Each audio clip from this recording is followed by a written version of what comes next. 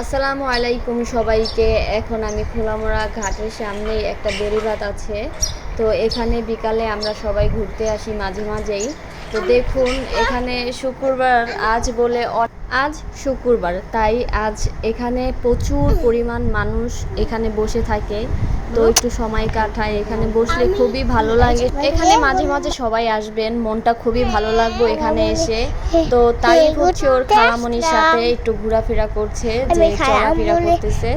দেখুন হাজার হাজার মানুষ এখানে বসে থাকে সবাই। এখানে ঠান্ডা পরিবেশটা অবশ্যই আপনাদের দেখাবো, দেখেন অনেক সুন্দর, অনেক।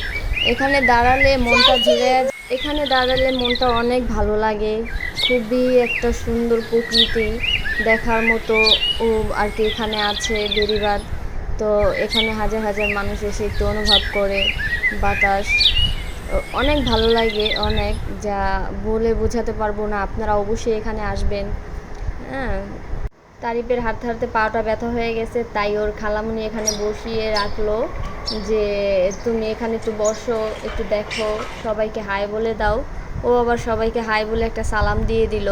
ওর খালামণি মানে আমার বান্ধবী আমার মনটা খারাপ, তাই এখানে নিয়ে আসলো, যে বলে আমরা চলো একটু সবাই ঘুরতে যাই।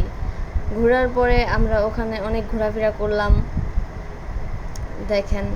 পরে ও আমার জন্য নাস্তা বানায় নিয়ে আইছে, তো খুবই ভালো লাগতেছে এখানে বসে বসে খাবারের জন্য। তারিফও খাচ্ছে, তারিফ বাদাম খাবে, এখনও বসে রয়েছে এখানে। কেননা যেন এখানে আসলেই আমি এই সিটটা সব সময় খালি পাই, তাই সবাইকে অসংখ্য